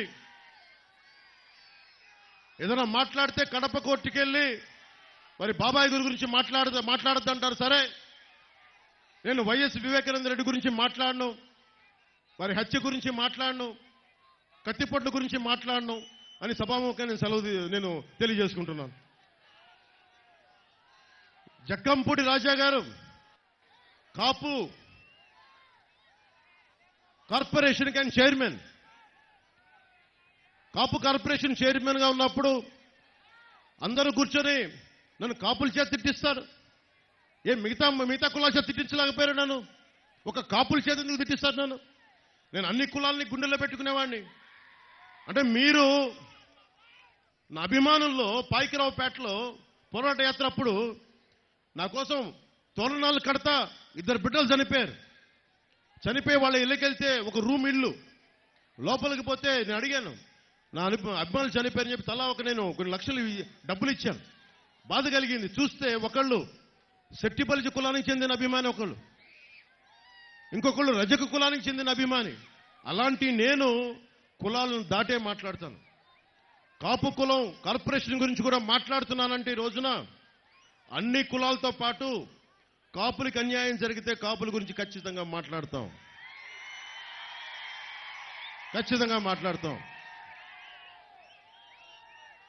కాపు సామాజిక వర్గానికి కూడా తెలియాలి కదా మీకు జరుగుతున్న అన్యాయం. కాపు కార్పొరేషన్కి సంవత్సరానికి జగన్ 2,000 కోట్లు ఇస్తానని చెప్పి పెద్ద మన జక్కంపూడి రాజా గారిని కార్పొరేషన్ చైర్మన్ గా చేశారు. కొత్త నిధులు విడుదల చేయడం పక్కన పెట్టండి, నిధులను కూడా మళ్లించేశారు. టైపిస్ట్ కూడా జీతం ఇవ్వలేని పరిస్థితి కాపు కార్పొరేషన్లో. కాపు రిజర్వేషన్ విషయంలో ద్రోహి ఎవరో మీరు ఒకసారి ఆలోచించండి. రిజర్వేషన్ రాష్ట్ర పరిధిలో లేదని చెప్పాడు. సరే, సంతోషం, నువ్వు చేయలేకపోయావు. జగన్కి చాలా గుండె ధైర్యం ఎక్కువ, జగన్ మెచ్చుకోవాలి. కాపులకి ససేమేర రిజర్వేషన్ ఇవ్వనంటే జక్కంపూడి రాజా గారు అందరూ కూర్చోడానికి మద్దతు తెలిపారు. సో ఇక్కడ కులం లేదని మనందరికీ అర్థమవుతుంది కదా. కాపు ఈబీసీ రిజర్వేషన్, కాపులకి రిజర్వేషన్ ఇవ్వలేకపోతున్నాం కాబట్టి, ఎకనామికల్లీ బ్యాక్వర్డ్, ఆర్థిక పరంగా వెనుకబాటుతనం ఉంది కాబట్టి చదువుల నిమిత్తం కొన్ని ఇవ్వడానికి ఈబీసీ రిజర్వేషన్ కల్పించారు. దాంట్లో చంద్రబాబు గారు ఉన్నప్పుడు కనీసం EBC economically backward class 5% reservation కల్పించారు 2014 నుంచి 19 వరకు. వైఎస్ జగన్ వచ్చి ఈ రోజున రిజర్వేషన్ పక్కన పెట్టండి, అది వేరే విషయం, ఈబీసీ రిజర్వేషన్ కూడా తీశాడు. ఇంకా కాపు సామాజిక వర్గం ఇంకా జగన్ వైపు నిలబడతాను, ఇంకా మనకి జక్కంపూడి రాజా గారి పక్కన నిలబడతామంటే అది ఎంత రైటో రాంగో మీరే ఆలోచించుకొని ఓటేయండి జగన్కి. జీవీఎల్ గారు అడిగారు, భారతీయ జనతా పార్టీ రాజ్యసభ ఎంపీ చట్టసభలో అడిగారు, పార్లమెంట్లో అడిగారు, ఎకనామికల్లీ బ్యాక్వర్డ్ క్లాస్ రిజర్వేషన్ ని విభజన రాష్ట్ర పరిధా కేంద్ర పరిధా అంటే కేంద్రం ఒకటే చెప్పింది, అది రాష్ట్ర పరిధిలోనే వస్తుందని. అన్ని కులాలకి రిజర్వేషన్ ఉంది. ముఖ్యంగా దామాషా పద్ధతి ప్రకారమైనా సరే వెనకబడ్డ కాపులకి ఎకనామికల్లీ బ్యాక్వర్డ్ క్లాస్ రిజర్వేషన్ ఎందుకు ఇవ్వలేకపోయాడో వైఎస్ జగన్ నువ్వు సమాధానం చెప్పాలి. నువ్వు ప్రతి వైసీపీ కాపు ఎమ్మెల్యే ఎందుకు మీరు ఎకనామికలీ బ్యాక్వర్డ్ క్లాస్ రిజర్వేషన్ కాపులకి మీరు ఎందుకు తీసేశారు? మీరు ఎందుకు నిలబడలేదు? ఎంతసేపు కాపు ఎమ్మెల్యేలు కాపు నాయకులు నన్ను తిట్టడం తప్ప కాపు సామాజిక వర్గానికి మీరు ఏం చేశారు? మీరు ఏదైనా మాట్లాడితే నన్ను తిట్టడం తప్ప ఇంతకాలం నన్ను తిట్టి తిట్టి తిట్టి అందరూ వైసీపీలోకి వెళ్ళిపోయారు ఈ రోజున. ఇది నాకు ఎప్పుడో తెలుసు. వీళ్ళందరూ నా క్షేమాన్ని ఆకాంక్షించే మనుషులు కాదు నాకు తెలుసు. ఎలా ప్రూవ్ చేయాలి? పొగబెడితే అన్ని బయటకు వచ్చేసినాయి. వైసీపీ గుంపులో దూరిపోయారు అందరూ. దాన్ని బట్టి మీరు అర్థం చేసుకొని ఈ రోజున ఏ స్థాయికి వచ్చారంటే, పిఠాపురంలో వైసీపీ నాయకులు పవన్ కళ్యాణ్కి నిలబడితే వచ్చే ఎన్నికల్లో మేము వచ్చిన తర్వాత మేము ఇది చేస్తా ఉంటారు. మీరు వస్తే కదా మీరు బెదిరించడానికి. మేము వస్తున్నాం, అధికారం స్థాపిస్తున్నాం, సింహాసనం చేజిక్కించుకుంటున్నాం. మీరంటే బెదిరించేది మమ్మల్ని.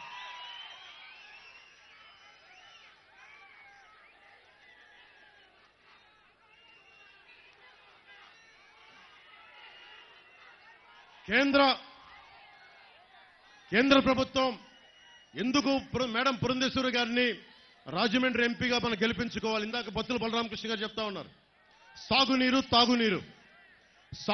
సాగునీరు కావాలంటే కొన్ని కేంద్ర అనుమతులు తప్పవు. కొన్నిటికి పోలవరం అయితే మన చెరువులు నిండుతాయి. వీళ్ళు లేఅవుట్ వేసిన చెరువుల్ని తిరిగి చెరువులు చేద్దాం. అలాగే పోలవరం పూర్తి చేయాలి. అందరూ దాన్ని పిచ్చి పిచ్చిగా దాన్ని జగన్ ప్రభుత్వం అన్యక్రాంతంగా వాడేశారు. దాన్ని మన కేంద్ర మంత్రి గజేంద్ర షెకావత్ గారు నాకు ఒకటే చెప్పారు ఆయన కలిసినప్పుడు. వైఎస్ జగన్ ప్రభుత్వం పోలవరం ప్రాజెక్ట్ ని ఒక ఏటీఎం లాగా వాడేశారు. దాన్ని ఎనీ టైం మనీ లాగా వాడేశారు. అది మనం వచ్చి బాగు చేద్దామంటే నీకు వారి తరఫున మాటిస్తా ఉన్నాను. వచ్చి పోలవరాన్ని పూర్తి చేసే బాధ్యత ఎన్డీఏ నరేంద్ర మోదీ గారి నాయకత్వంలో కేంద్ర ప్రభుత్వం తీసుకుంటుంది. అలాగే గంగ ప్రక్షాళన ఎలా జరిగిందో గోదావరి ప్రక్షాళన కేంద్ర పార్లమెంటుకి మనకి వెళ్ళినప్పుడు ఆమె మంత్రి అవుతారు ఖచ్చితంగా. పురంధేశ్వరి గారి ఆధ్వర్యంలో గంగ ప్రక్షాళన ఎలా జరిగిందో ఒకప్పుడు నరేంద్ర మోదీ గారి నాయకత్వంలో ఆవిడ పార్లమెంటరీ మెంబర్గా ఎన్నికై కేంద్ర మంత్రి అయిన రోజున మన గోదావరి ప్రక్షాళన చేస్తాం, శుద్ధి చేస్తాం గోదావరిని. అలాగే మురుగునీరు గోదావరిలో కలవకుండా సూవేజ్ ట్రీట్మెంట్ ప్లాంట్ని ఏర్పాటు చేస్తాం. ఇది చాలా దీర్ఘకాలికంగా ఉన్న ఒక డిమాండ్. ఇది రాజమండ్రి, భద్రాచలం, పాపికొండలు టూరిజం కేంద్ర ప్రభుత్వం ఒక టూరిజం ప్రాజెక్టుగా తీసుకుంటుంది. దానివల్ల మీ అందరికీ బోలెడని ఉపాధి అవకాశాలు, ఉద్యోగాలు వస్తాయి దానివల్ల. అలాగే జగన్ చెప్తా ఉన్నారు కాపు నేస్తానికి కాపులకి 65 లక్షలు నేను కాపు నేస్తం ఒకటే మేము ఇచ్చాం, కాపు నేస్తం అని మాట్లాడుతూ ఉన్నారు. దాని లెక్కలు కూడా చెప్తాం. 65 లక్షల మంది ఎలిజిబిలిటీ అయితే కేవలం 2,35,000 మందికే ఇచ్చి 62,65,000 మంది కాపు నేస్తానికి ఉన్న అర్హత ఉన్న వారందరినీ అన్యాయం చేశాడు. వాళ్ళు రాష్ట్ర వ్యాప్తంగా ఇచ్చిన వాళ్ళకంటే రాజమండ్రి పార్లమెంటు పరిధిలో అర్హులు ఎక్కువ మంది ఉన్నారు. పథకం మొత్తానికి 354 కోట్లు ఇచ్చిందేమో 354 కోట్లు, యాడ్లు ఇచ్చిందేమో 200 కోట్లు యాడ్. అదేదో ఇచ్చి కొంతమంది లబ్ధిదారులకి నిజంగా డబ్బు వచ్చేది. వాళ్ళ వాలంటీర్లు 65 లక్షల మహిళల ఇంటికి వెళ్లి డాక్యుమెంట్లు తీసుకొని వాళ్ళని ఆశలు రేపి కాపు నేస్తం వస్తే చెప్పి గాలికి వదిలేశారు. ఇట్లాగే ప్రతి కులానికి, రజకులకి ఇలాగే అన్యాయం జరిగింది, నాయి బ్రాహ్మణులకి ఇలాగే అన్యాయం జరిగింది. అన్ని కులాలకి 23, 24 మనకి పథకాలు, ఎస్సీ కులాల విద్యార్థులకు సంబంధించిన పథకాలు తీసేశారు. అంబేద్కర్ విదేశ విద్యా పథకం తీసేశారు. దానికి జగనన్న విదేశ విద్యా పథకం అని చెప్పి దానికి కూడా డబ్బులు ఇవ్వలేదు. ఇవన్నీ మారాల్సిన అవసరం ఉంది. దాదాపు 34% ఉండే బీసీ రిజర్వేషన్లు లోకల్ బాడీ ఎన్నికల్లో 24% చేస్తే ఇన్ని వేల మంది బీసీ నాయకత్వం కోల్పోయారు ఈ రోజున.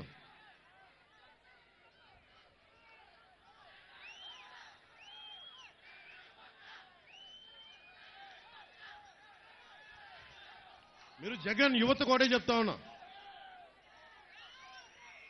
జగన్ మహారాణికి చెప్పండి. నేను చాలా మంది అంటా ఉన్నాను, నిన్న మాట్లాడుతూ ఉంటే సార్ మీ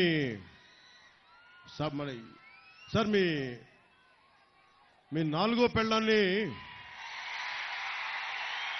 కాకినాడలో అవమానం జరిగింది సార్, మీ నాలుగో పెళ్ళాన్ని. కానీ నాకు అర్థం కాల, నేను ఎప్పుడు అన్నీ మర్చిపోయా. ఏంటి అంటే చెప్తారు నిన్న. సో జగన్, నువ్వు నా వ్యక్తిగత జీవితం గురించి అన్నప్పుడల్లా నేను చాలా నియంత్రణతో ఉంటాను జగన్, గుర్తుపెట్టుకో. అలాగే వైసీపీ లీడర్లు కూడా చెప్తా ఉన్నా, నేను చాలా తెగించి మొండి మనిషిని. జగన్, నువ్వు పెళ్ళాం అన్నావు, నా వ్యక్తిగత జీవితం గురించి మాట్లాడినప్పుడల్లా నువ్వు నా నాలుగో పెళ్ళామని మాట్లాడి అందరూ మాట్లాడతారు, గుర్తుపెట్టుకో.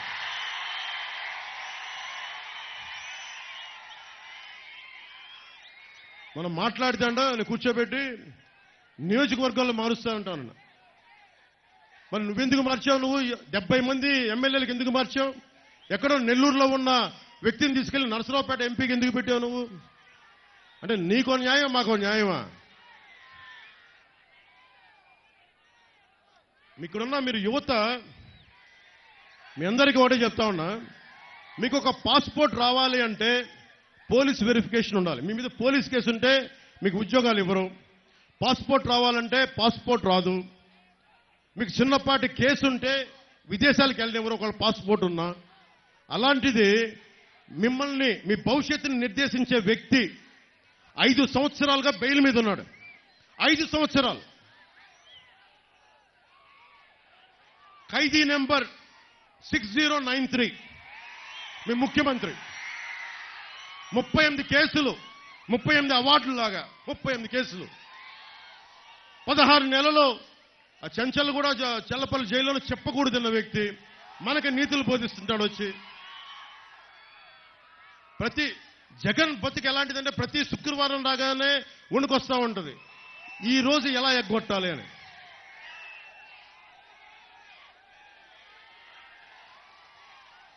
జగన్, మేము వచ్చాక నీకు ఒకటి చెప్తాంలే, నువ్వెక్కడ కోరుకుంటే అక్కడ YS Jagan exclusive central jail ప్రధానమంత్రి గారితో అడిగి మేము పెట్టిస్తాం.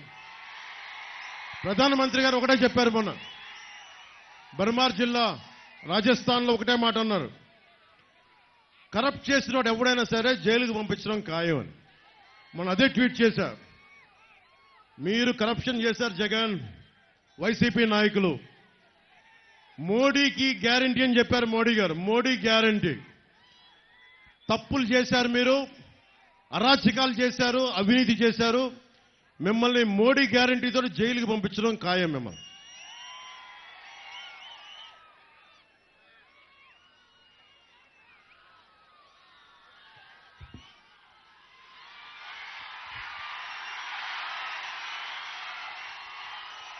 బాగున్నా. ముఖ్యంగా నా పచ్చబొట్లు పెట్టుకున్న అభిమానులకి, మీ అందరికీ ప్రతిసారి రాజమండ్రి వచ్చినప్పుడల్లా, తూర్పుగోదావరి జిల్లా వచ్చినప్పుడల్లా గుండెల్లో నా పచ్చబొట్టు పెట్టుకొని, నాకు నిజంగా అంత అర్హత లేదనుకుంటాను. సో మనస్ఫూర్తిగా మీ అందరికీ ఇంకో ధన్యవాదాలు. ఒకటే చెప్తా ఉన్నా అందరి అభిమానులందరికీ, ఇక్కడ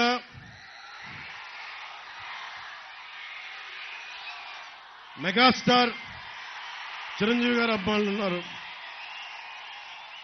రామ్ చరణ్ గారు అభిమానులు ఉన్నారు, జూనియర్ ఎన్టీఆర్ గారు అభిమానులు ఉన్నారు, ప్రభాస్ గారు అభిమానులు ఉన్నారు, మన గుంటూరు కారం మహేష్ గారు అభిమానులు ఉన్నారు, పుష్ప అల్లు అర్జున్ గారు అభిమానులు ఉన్నారు. హీరో లిస్ట్ చాలా ఉంది. సో అందరు హీరో అభిమానులకి చెప్తున్నా, ఎప్పుడన్నా సరే తెలుగుదేశం పురంధేశ్వరి గారి, మనందరి ఆంధ్ర రాష్ట్రానికి తెలుగుతనానికి ప్రపంచ వ్యాప్తంగా గుర్తింపు తెచ్చిన శ్రీ నందమూరి తారక రామారావు గారు ఏ రోజు కూడా ఆయనతో కూడా అందరూ సినిమా హీరోలు ఎవరు కూడా ఆయనతో సహకరించాల. కొంతమంది కాంగ్రెస్ లో కూడా ఉన్నారు. కృష్ణ గారు కాంగ్రెస్ లో ఉన్నారు, కోట శ్రీనివాసరావు గారు వేరే పార్టీలో ఉన్నారు. ఎన్టీ రామారావు గారిని విమర్శించేవాళ్ళు. ఏ రోజున ఎన్టీ రామారావు గారు ఎప్పుడు కూడా కృష్ణ గారిని ఒక్క మాట అనలా. అది ఎన్టీ రామారావు గారి సంస్కారం. అలాగే తెలుగుదేశం పార్టీ కూడా నేను విభేదాలు ఉన్నా కానీ నన్ను ఎప్పుడు వ్యక్తిగతంగా కూర్చోబెట్టి నా సినిమాలను ఎప్పుడు ఆపల. మీ అందరూ అభిమానించే ముఖ్యంగా ఆ రోజున చిరంజీవి గారిని, ప్రభాస్ గారిని, మహేష్ గారిని వాళ్ళ ముగ్గురిని నడిపించి ఎక్కడో ఇంటి బయట ఆపించి నడిపించి కనీసం భోజనం కూడా పెట్టకుండా ప్రైవేట్ మీటింగ్ జరుగుతూ ఉంటే అసలు ఆ మీటింగ్ జగన్కి చిరంజీవి గారికి సంబంధం లేదు. జగన్కి మీరందరూ గుండెల్లో పెట్టుకునే లక్షలాది మంది అభిమాన నాయకులు అంటే జగన్కి కుళ్ళు. ఆ కలుగులో ఎలుకది తట్టుకోలేదు. పాప నిన్న కాకినాడ ఆదిత్య కాలేజీలో గర్వంగా బయటకు వచ్చాడు. దేనికి వచ్చాడు? CM sir thank you sir, CM sir thank you అని చెప్తామని వచ్చారు. అక్కడ జరిగిన విషయం వేరే అనుకోండి. అంత కక్షపూరితమైన వ్యక్తి. అలాంటి వ్యక్తి ఒక సినిమాకి టికెట్ రేట్లో సినిమాకి ఇంత పరిశ్రమకి కావాల్సిన పెంచాలి అంటే చిరంజీవి గారికి హీరోలకి సంబంధం లేదు. నిర్మాతల మండలి ఉంది, ట్రేడ్ బాడీ ఉంది. అలాంటి వాళ్ళందరినీ తీసుకొచ్చి ఒక సేడిస్టిక్గా సీక్రెట్ కెమెరాలు పెట్టి అవి తీసి మైకులు పెట్టి పాపం వాళ్ళు మర్యాదపూర్వకంగా అడిగి మరి పిఎం మన సీఎం స్థాయి వ్యక్తి దగ్గరికి వచ్చినప్పుడు అగౌరవంగా మాట్లాడరు కదా. చిరంజీవి గారు అందరి తరపున మాట్లాడితే ఆయన్ని కూడా అగౌరవపరిచిన వ్యక్తి. అజాత శత్రువు చిరంజీవి గారు. ఎవరి జోలికి వెళ్ళరు. ఎన్ని తిట్టండి, ఆయన ఎన్ని విమర్శించండి. నాకు తెలుసు కదా ఇంట్లో వాడిగా గుండె బాధపడదు. నాకు కూడా చెప్పరు ఈ రోజు దాకా చెప్పలా.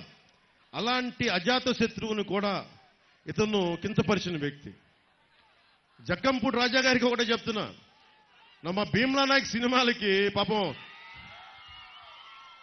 బలరామకృష్ణ గారి టికెట్లు దొరకలేదు కానీ జక్కంపూడి రాజా గారు ఎమ్మెల్యే కాబట్టి నా సినిమాలు టికెట్లు ఇప్పించారు. మాకు ఈ సినిమా అభిమానం వద్దండి. మాకు జక్కంపూడి రాజా గారు మేము కోరుకుంటుంది మీ వాళ్ళు దోపిడీ చేయకుండా ఉంటే చాలు, మాకు అదే 10,000. మా సినిమాలు మాకు ఎలా చూడాలో మాకు పచ్చబొట్లు పొట్టించుకున్న అమ్మాయిలు ఉన్నారు. అలాగే మాకు మహిళా శక్తి ఉంది. వీటన్నిటికంటే కూడా మీ వాళ్ళకి చెప్పండి, అన్ని వర్గాలకి న్యాయం చేయమని చెప్పండి. అది కూడా టైం అయిపోయింది కాబట్టి భవిష్యత్తులో జక్కంపూడి రాజా గారికి కూడా చెప్తున్నా, మీ నాన్నగారంటే నాకు గౌరవం ఉంది కానీ మీరు ఓడిపోతున్నారు. అలాగే జక్కంపూడి రాజా గారికి సంబంధించిన కొంతమంది పోలీసు అధికారులు కూడా చెప్తా ఉన్నాను,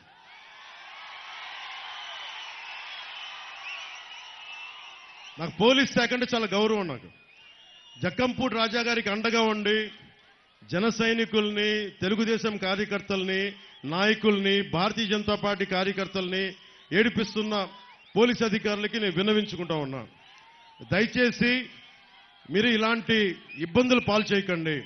ప్రభుత్వం మారబోతుంది, అది మీరు అర్థం చేసుకొని ఎలక్షన్లు పారదర్శకంగా జరిగేలాగా నేను కోరుకుంటా ఉన్నాం. ప్రభుత్వం మారిన వెంటనే మీ తీరు మార్చుకోలేకపోతే నేను చాలా అరుదుగా మాట్లాడతాను, ఇట్లా ప్రత్యేకించి మాట్లాడుతూ ఉన్నాను. బలరామకృష్ణ గారిని టార్గెట్ చేసే పోలీసు అధికారులందరికీ చెప్తాను, దయచేసి నా విన్నపం, ఆయన్ని, ఆయన అనుచర వర్గాన్ని, జన సైనికుల్ని టార్గెట్ చేయడం ఆపేసేయండి. ఎన్నికల్ని పారదర్శకంగా ఉండేలా చేయండి. మేము వచ్చిన రోజున మీరు పారదర్శకంగా లేకపోతే ఇది నేను ప్రత్యేకమైన చర్యలు తీసుకుంటాను. దీని మీద గుర్తుపెట్టుకోండి. మన చంద్రబాబు గారితో మాట్లాడుతా ఒకటే చెప్తా ఉన్నాం,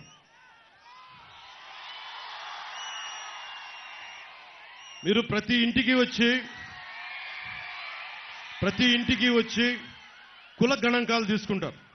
మీది ఏ కులం అండి, మీరు బీసీనా, ఓసీనా, ఎస్సీ అయితే ఏ కేటగిరీ, బీసీ అయితే బీసీ ఏనా, బీనా, డీనా అడుగుతారు. నేను చంద్రబాబు గారు చెప్పాను ఒకటే, మన ప్రభుత్వం వచ్చిన రోజున వెంటనే చేయాల్సింది కుల గణాంకాలతో పాటు ప్రతిభ, సమర్థత, గణాంకాలు కావాలి. మీరు చప్పట్లు కొడతా ఉన్నారు, 2 చేతులు ఎత్తి పెడతా ఉన్నారు. నేను మీ దగ్గరికి వచ్చి ఏం అడగాలి?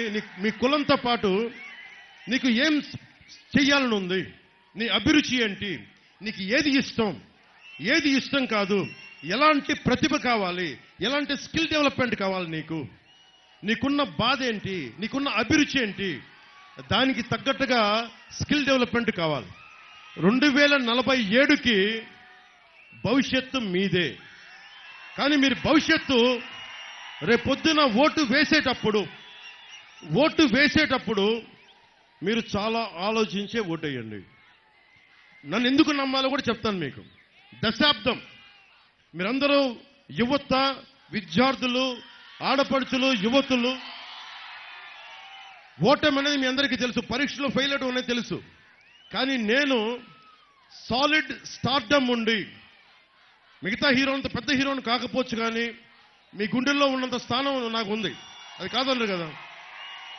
అలాంటి స్టార్డమ్ పెట్టుకొని నేను 2 చోట్ల ఎన్నికల్లో ఓడిపోయి దశాబ్దంగా రోడ్ల మీద తిరుగుతున్నానంటే, నేను చిన్నప్పుడు నేను అనుకునేవాడిని, ఎవరన్నా ఇలా మాట్లాడచ్చు ఒక పొలిటికల్ లీడరు, ఎవడన్నా నా గురించి ఇలా ఆలోచించచ్చు కదా అంటే ఎవరు లేరు. నేను పెద్దగా ఒకటి అనుకున్నా, నాలాగా కోరుకున్న వాళ్ళకి నేను అవుతాను వాళ్ళకి అనుకున్నా. మీ అభిరుచిని, మీ సమర్థతని, మీ ప్రతిభని మోదీ గారి ఆధ్వర్యంలో ఉన్న స్కిల్ డెవలప్మెంట్ సెంటర్స్ కానీ నేను ప్రత్యేకమైన దృష్టి పెడతాను. 2047కి భారతదేశం అగ్రగామి కావాలి, తెలుగు ప్రజలు, తెలుగు రాష్ట్రం అగ్రగామి కావాలి అంటే యువతే, ఆడబిడ్డలు కానీ మగబిడ్డలు కానీ మీ భవిష్యత్తు కోసం ఆలోచించేవాడు ఉండాలి. నా బిడ్డ కోసం నేను రాలేదు పాలిటిక్స్కి. నేను అక్కడ పసుపు చొక్కా వేసుకున్న జనసేన జెండా పెట్టుకున్న బిడ్డ, అక్కడ తెలుగుదేశం జెండా ఎగిరేస్తున్న ఆ బిడ్డ మీ భవిష్యత్తు కోసం. మేమందరం కూడా మా కూటమి మీ భవిష్యత్తు కోసం పనిచేస్తున్నాం. అండగా నిలబడతాం.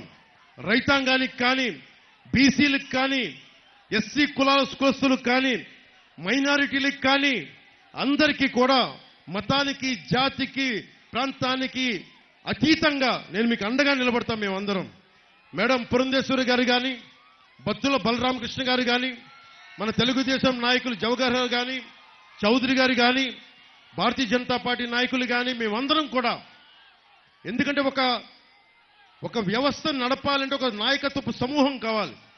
ఒక పార్టీ సరిపోదు, ఒక నాయకుడు సరిపోడు. ఇంతమంది కలిసి వచ్చి మీకోసం నేను ముందుండి నేను మీకు ఒక సేవకుల్లా పనిచేస్తాను. నేను సర్వెంట్ లీడర్షిప్, సేవా నాయకత్వం. బత్తుల బలరామకృష్ణ గారు ఒకటే చెప్తున్నాను, మనం నాయకులం కాదు, మనం సేవకులం ప్రజలకి. మేము ఎందుకు ఎత్తు నిలబడున్నామంటే మీకు కనిపించడానికి, మీకంటే ఎక్కువని కాదు. మేమందరం మీకు కనిపించడానికి గుండెల్లో పెట్టుకుంటాను. నేను మీకోసం పనిచేస్తాను. నేను చాలా ఎర్లీ వయసులో పాలిటిక్స్కి వచ్చాను. అందుకని చెప్తున్నా, మిమ్మల్ని గుండెల్లో పెట్టుకొని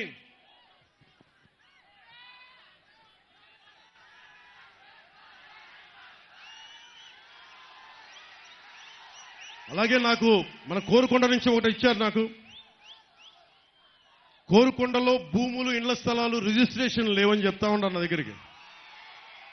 ఎండోమెంట్లో పెట్టారు, పదవిలోకి వచ్చాక పరిష్కరించండి అని చెప్పి కోరుకొండ ప్రజలు, మీ అభిమానులను నాకు పంపించారు. రాగానే ఎండోమెంట్స్ నుంచి దాన్ని ఫ్రీ చేసి మీ స్థలాలు మీకు ఇప్పించేస్తాం, మనస్ఫూర్తిగా చెప్తాను. అయితే జగన్ లాగా 2 వారాల్లో చేస్తాం, 3 వారాల్లో చేస్తామని చెప్పాం. నేను సమస్యకి పరిష్కారం వచ్చే వరకు వైసీపీ వ్యతిరేక ఓటును చీలనివ్వనని ఇప్పటం 2021 మార్చి 14 చెప్తే, దానికి మొన్న 2 నెలల క్రితం, 3 నెలల క్రితం అంత సమయం పట్టింది. సో నేను ఒక మాట చెప్పానంటే మీకు చేస్తాను, మీకు అండగా నిలబడతాం. నేను అంతే, మా కూటమి అంతే, మొత్తం మా సభ్యులందరూ అంతే మనస్ఫూర్తిగా తెలియజేసుకుంటూ, అఖండ ప్రేమని, స్వాగతాన్ని ఇచ్చిన మీ అందరికీ ధన్యవాదాలు తెలుపుకుంటూ, మా కూటమిని చిన్న మెజారిటీతో కాదు, భారీ మెజారిటీతో గెలిపించండి, అదే కోరుకుంటాం. తెలుగుదేశం పార్టీకి జయము కలగాలని, భారతీయ జనతా పార్టీకి జయము కలగాలని, జనసేన పార్టీకి జయము కలగాలని, మన రాజానగరం ప్రజలందరికీ, తూర్పుగోదావరి జిల్లా ప్రజలందరికీ, ఆంధ్ర రాష్ట్ర తెలుగు ప్రజలందరికీ జయము జయము కలగాలని, దిగ్విజయము కలగాలని మనస్ఫూర్తిగా కోరుకుంటూ, రానున్నది మన ప్రభుత్వం, బద్దలు కొడతాం వైసీపీ ప్రభుత్వాన్ని మనస్ఫూర్తిగా తెలియజేసుకుంటూ, జై జనసేన, జై హింద్.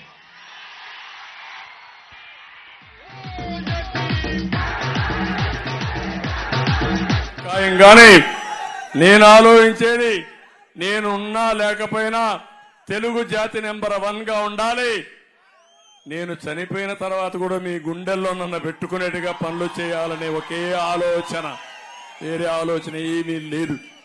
నేను చూడని ముఖ్యమంత్రి పదవి కాదు ఇది.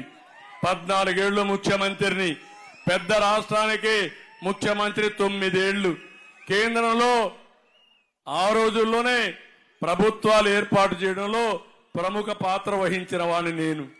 ప్రధానమంత్రి పదవి ఇస్తానంటే వద్దని సున్నితంగా రాష్ట్ర అభివృద్ధి కోసం పనిచేసిన వ్యక్తిని నేను. అవునా కాదా మీరే చూసుకోండి. అది నా బ్రాండ్. కానీ బాధ, నాలాంటి వాడు ఇలాంటి సైకో దగ్గర తిట్టించుకోవాలంటే చాలా బాధ ఉంటుంది, ఆవేదన ఉంటుంది. తప్పదు, మీకోసం, నా కోసం కాదు, మీకోసం, జాతి కోసం, నన్ను గౌరవించిన మీకోసం ఎన్ని అవమానాలైనా పడతా, ఎంత కష్టమైనా పడతా. మళ్ళీ తెలంగాణను బాగు చేశా, అది వేరే రాష్ట్రం అయింది. 50% జనాభా ఈ రాష్ట్రంలో ఉంది. నా జన్మదిన సందర్భంగా చెప్తున్నా, మళ్ళీ దేశంలో నెంబర్ 1 చేసే వరకు కష్టపడతా, శ్రమ చేస్తా.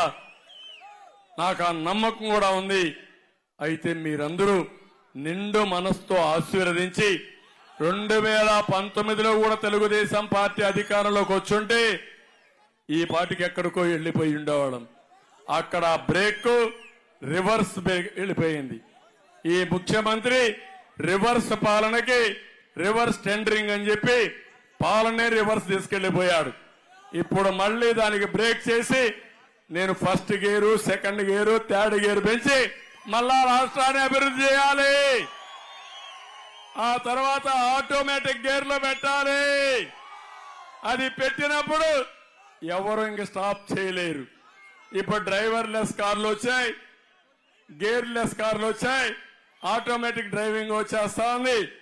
అలాంటి పరిస్థితిలో ఈ రాష్ట్రాన్ని పెట్టి మీ రుణం తీర్చుకుంటా.